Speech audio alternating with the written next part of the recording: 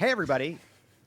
It's time for a very special OK Stop here with John Favreau, Hi. Tommy Vitor, Hello. Julissa Arce. Hello. The whole Crooked family is here. Earlier tonight, the person occupying the Oval Office, a job once held by American presidents, gave his first and ideally second to last Oval Office address. The topic was immigration and the border and Trump's efforts to manufacture a crisis in order to justify his impulsive decision to shut down the government and blackmail Congress to get $5 billion in wall funding after Republicans and Democrats in the Senate unanimously passed a spending bill without it. What did he say? Did he become a different person? Were the network executives feckless wimps for running the speech? Let's find out. What an exciting episode. I love this mystery. My fellow Americans, tonight I am speaking to you because there is a growing humanitarian and security crisis at our southern border. Every day, Customs and Border Patrol agents encounter thousands of illegal immigrants trying to enter our country. We are out of space to hold them, and we have no way to promptly return them back home to their country. Okay, stop. So, We are out of space to hold them? That one really stuck out at me. Julissa, what do you make of that? Okay, first of all, I would like to point out that he's giving the address from the Oval Office, and behind him, presumably, are his immigrant parents. And he's speaking Oh, there they about are. keeping immigrants out. And this whole we're running out of room bullshit. No, they're not. Big country. Because Big country. Well, and also, we used to in 1994 we used to hold maybe 7,000 immigrants in detention. As of 2018, it was 38,000 immigrants that we're holding in detention. And in his proposed 2019 budget, he's asking for 52,000 detention beds. So this idea that we're running out of room and that's why we should build a wall it's really idiotic because he is asking for more detention beds. Julissa, I just want to correct one thing that I believe is factually inaccurate. I'm not sure that those are a picture of his parents. I believe he got those at an old-timey racist frame store. It's possible. It's also worth noting that he started this speech by talking about immigration, making up this crisis on the border. The fucking federal government shut down. Yeah. This is a speech he gave in prime time because the federal government is shut down. There's 800,000 people who aren't working right now. Government services aren't being delivered. And he just he starts this whole beginning of the speech just talking about immigration. Can I say one thing about the people who are being affected by the by the shutdown? Because yes, of course, craft brewers can't print labels for their new beer. Right. That's really affecting me personally.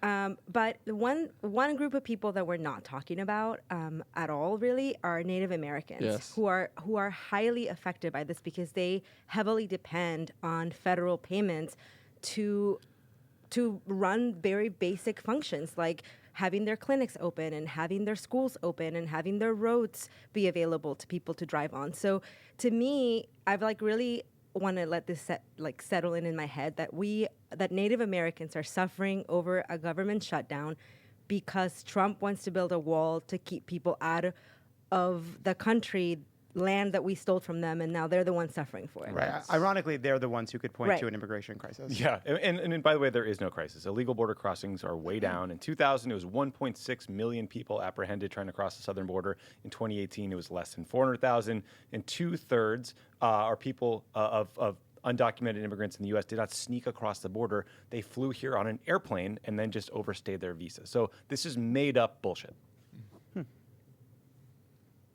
America proudly welcomes millions of lawful immigrants who enrich our society and contribute to our nation. But all Americans are hurt by uncontrolled illegal migration. It strains public resources and drives down jobs and wages. Among those hardest hit are African Americans and Hispanic Americans. Okay, stop. Our southern Here we go. I mean, I could have predicted. I mean, I did. know. I was like, he's going to go to the race baiting, fear mongering, the pinning of the Latino community versus the African American community. He doesn't give a shit about our communities. All he cares about is that we think we're in competition with one another and that we fight for the scraps. And I'm so tired of it. No, this is not. This whole speech is not about the Latino community. It's not about how do we help Latinos, how do we help African Americans. It's simply about pitting our communities against each other. It's also worth remembering that there was a deal. So we're now in a shutdown because he threw a fit because of Ann Coulter and Democrats getting attention after they won the House. And he's saying he wants this $5 billion for nothing. Democrats, there was a deal on the table for him to get $25 billion for the border. To just all he had to do was protect Dreamers who did nothing wrong by coming here. And one of the reasons that he turned down that deal is because he wanted to reduce legal immigration, which he just claimed here was something he really cares about. Yeah.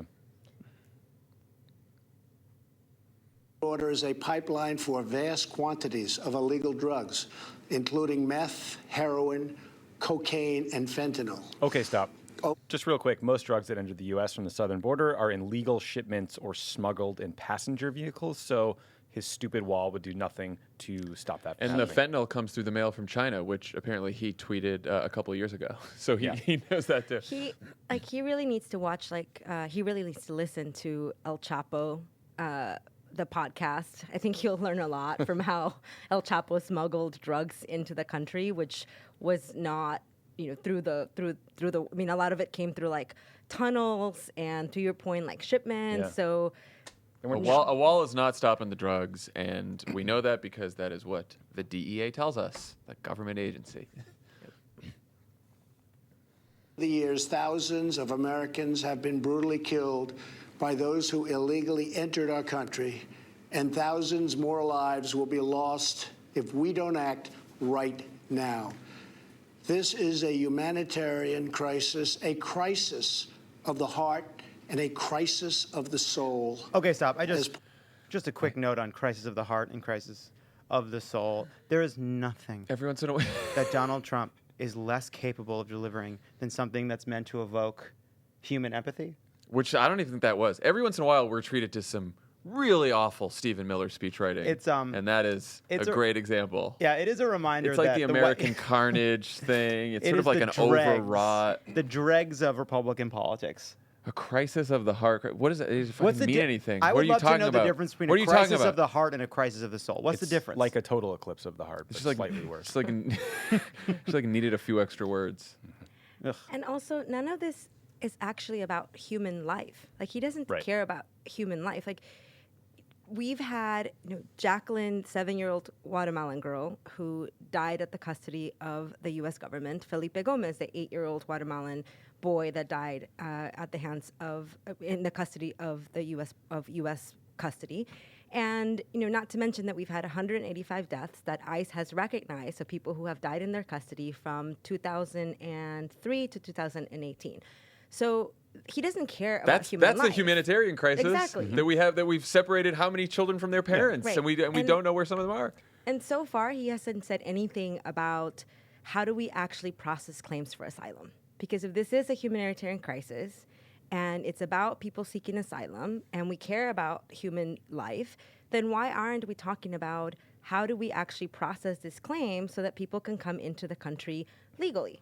Yeah, well, I mean, that's a great point, because the one thing that has changed, because border crossings are at a 2-decade low, but there has been an influx in people, and women and children, specifically families and children seeking asylum.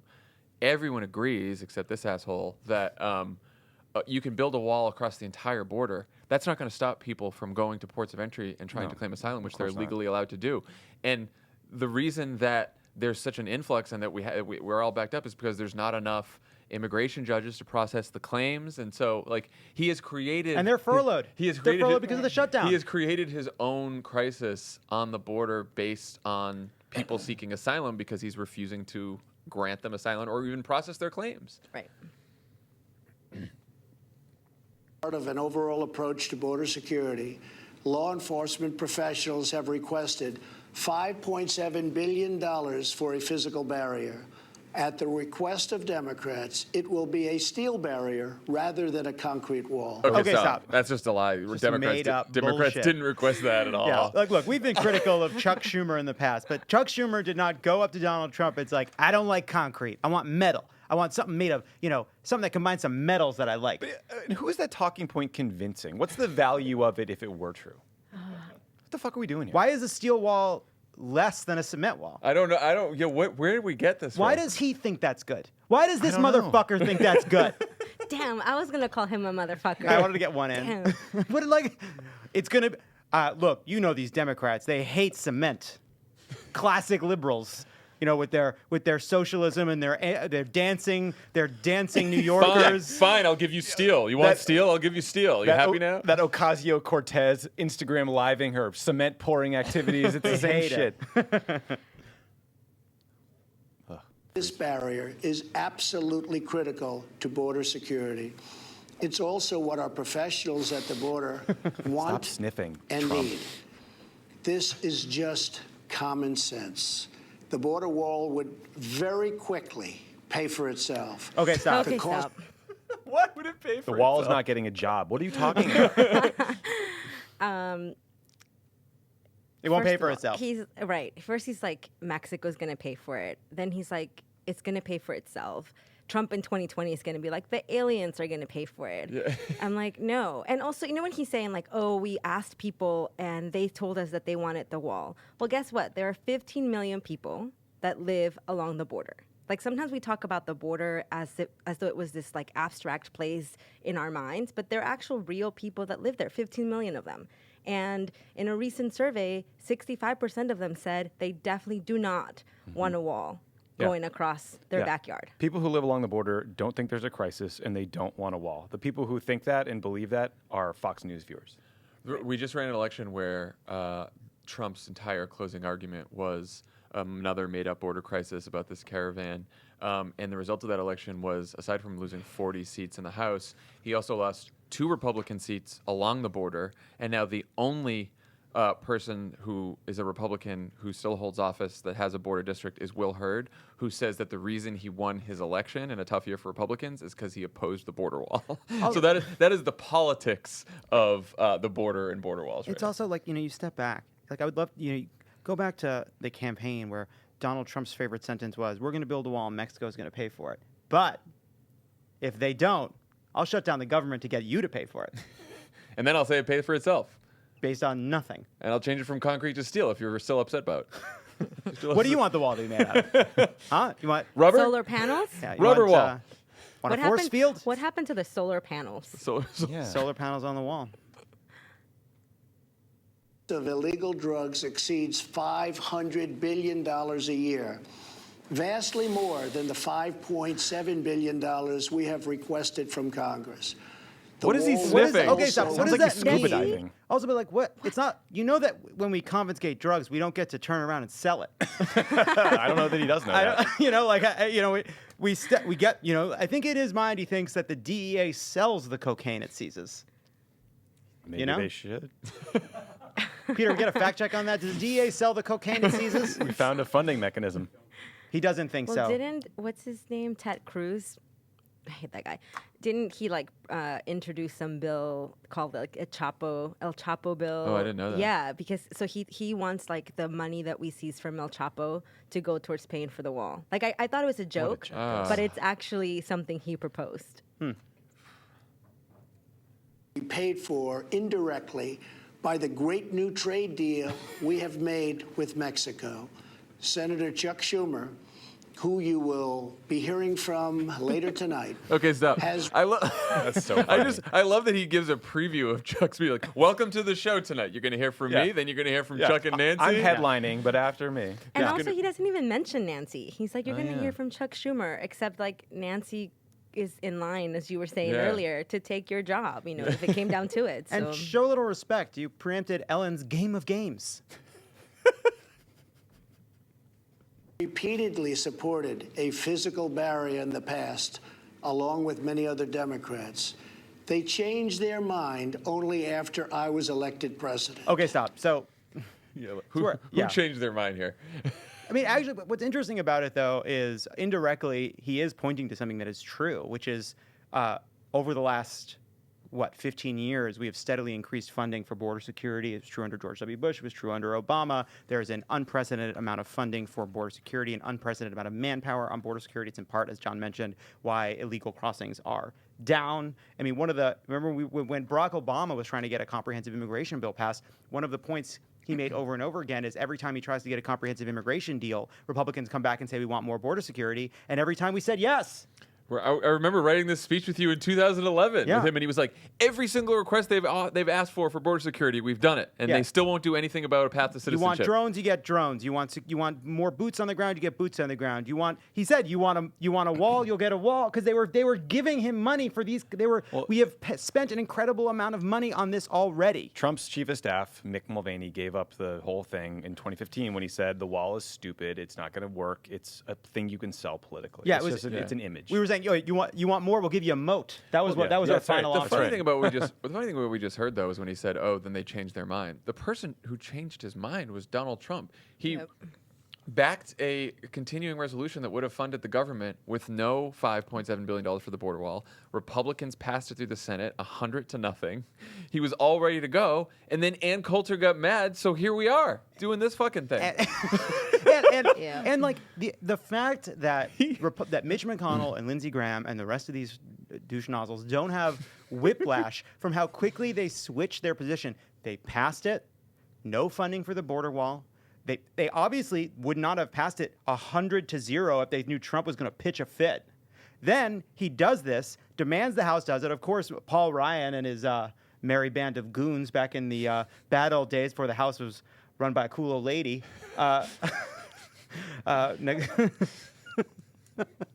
Who I love, went along with it. And then Mitch McConnell said he won't even consider a bill without the border funding, which is insane because he passed it a week ago. Remember a week ago? Anyway, he's giving a great address. Democrats in Congress have refused to acknowledge the crisis, and they have refused to provide our brave border agents with the tools they desperately need to protect our families and our nation. Low energy. The federal government remains shut down for one reason. It's the first time he brought up the and shutdown. one reason First time. only, because Democrats will not fund border security. My administration is doing everything in there our not enough power oxygen in this to room? help those impacted by the situation. But the only solution is for Democrats to pass a spending bill that defends our borders and reopens the government. This situation. Okay, stop. I mean, at some point as a country, we'll have to talk about the sniffing. He only does it before major primetime addresses. Look, you can go Google it. There's a guy that worked on The Apprentice who says Donald Trump is putting stuff up his nose, and it's not his finger. So It's It's Adderall. the drugs they seize. what? It's the drugs they seize. Yeah, maybe he already does talk to El Chapo. That would be a twist. What if he's doing this to control the market? Have you people seen Ozark? What if this is Ozark? Spoiler. I'm not spoiling it. It's not actually happening in Ozark. But here's the thing, right? Like first first he yelled like, the reason we need a wall is because rapist, and then he said it's MS-13, and then the caravan, and now they're screaming terrorist, and now he's saying the reason the government shut down is because Democrats. But I'm just gonna tell you that what it is a bunch of bullshit. Yeah. Yeah. That's it. It's Could be solved in a 45-minute meeting. specific Some number. have suggested a barrier is immoral. Then why do wealthy politicians There we go. build walls, fences, and gates around their homes? They don't build walls because they hate the people on the outside. Debatable. But because Yeah, they very love debatable. the people on the inside. Also debatable. The thing that is immoral is the politicians to do nothing and continue to allow more innocent people to be so horribly Okay, stop. victimized. Okay, stop. This would piss me off at this whole debate. Like, we spend all this time debating whether or not there is a crisis. We spend almost no time just reminding the world that the wall would not fix the problem, even if there was a crisis. It is not a deterrent to smugglers or traffickers. It's not going to stop the demand for drugs or the interest for people living in places with horrible political situations to come to the United States. It's a fucking waste of time and money, and it's a political symbol. And, like, I just hate how the press corps gets led down this path where we debate the crisis and the stats when it's like your solution is bullshit. Well, it's not going to even dent the issue at the border right now, which is an influx of people trying to claim asylum. The wall's not going to do anything about that. Right, because that's not like the core of the issue of why people are living, or they're leaving their countries. Like we're not even addressing that at all, right? Right. We're not addressing the aid that we should be sending to those countries. We're not addressing the crisis that he did create, which is the DACA crisis, which none of us are like talking about. And I'm just going to plug it in that we have a Crooked Conversation coming out when we talk about the state of DACA. Yeah. And we talked to Jin Park, who's the first DACA recipient to get a Rhodes Scholarship. And so, like, these are the things that, to your point, we need to keep bringing back into the conversation. Like, what is happening to the people that are sitting in a detention? What is happening to the 3,000 families that were separated at the border? What is happening to the people that are getting deported? Right now, we have more deportations. We have, like, record number of deportations happening. Those are the crises that Donald Trump created, and those are the crises that Democrats need to, as people in leadership in the House now, they need to think about what are the bills that we need to pass to protect those people and to solve the crisis that motherfucker created. Yeah. Amen. Got it in. How much more American blood must we shed before Congress does its job? To those who refuse to compromise in the name of border security, I would ask, imagine if it was your child, your husband, or your wife, whose stop. life. I actually think it's worth stopping to say, like, you can argue that like one of the biggest, that politics boils down to like, who can you be convinced to imagine yourself being? And Donald Trump wants to talk to a narrow sliver of older, mostly white Americans, because those are people who find it much easier to imagine being the victim of some kind of violence, exaggerating the threat posed by immigrants. But of course, Donald Trump would never say, imagine it was you were coming up here from Guatemala, escaping pain and deprivation. That's the immigration Willie Horton had. Yeah. And that's his go-to for literally every issue. I was going to say, Dara Lynn made this point in a thread, a Vox reporter on immigration, that his theme, his one theme, political theme, since the day he came down that fucking escalator has been immigrants are coming to kill you and your family. That's it. He did it. That was the announcement speech. That was all through the campaign. American That's when he started. carnage. That was the inaugural. That was 2018. It is literally the only political weapon he has. He has nothing to say about anything else of substance, no matter what the issue. Whenever he is in a jam, whenever he is in trouble, whenever his approval ratings sag, whenever he's in a tight election, immigrants are coming to kill you. It is all he has. Yeah, and to this sort of like point about what can we imagine, right? Like I always tell people, as an immigrant, like there's no, like who in this room would risk their lives, leave their family behind, leave their land behind, leave their language behind, leave their good food behind, to travel 2,000 miles and put their lives in danger so that we can come commit a crime or so that we can come get on welfare. Like that's not why people risk their lives to get to the United States. Which, by the way, is why the statistics are pretty clear that immigrants commit far less crime than native-born Americans, because exactly what you're saying, people came here to build a life. They came here to start over, and just we never talk. We are talking about a manufactured crisis. He's calling it a humanitarian crisis. There is a set of policies you would pursue if you gave a shit about the people along the border. If you gave a shit about immigration, if you cared about American jobs, there'd be a different set of policies you pursued. The wall has nothing to do with any of it. He's getting to the good stuff now. Was so cruelly shattered and totally broken. It's redundant. To every member of Congress, pass a bill that ends this crisis. To every citizen, call Congress and tell them to finally, after all of these decades, secure our border. Is that a Hatch Act violation? This is a choice between Sort of. right and wrong, debated that one. justice and injustice. This is about whether we fulfill our sacred duty to the American citizens we serve. When I took the oath of office, I swore to protect our country, and that is what I will always do. So help me God. Thank you and good night. So help me God. I'm about to take this hoops off. Like, it's gotten to that point in the night. He sucks in this setting. He's Oh, so yeah. low energy. He can't read for shit. He sniffles like a weird scuba diving noise. It is awful. He's terrible. I mean, Oval Office addresses are a waste of time anyway. We always hate them. They're just weird settings that are antiquated, that are from like 40 years ago. But he's really bad at them. Guys. Before we get to that, it's time now to go to the response by the grandparents of a bride sternly watching their granddaughter marry someone they hate. I mean, that is a terrifying sight. What?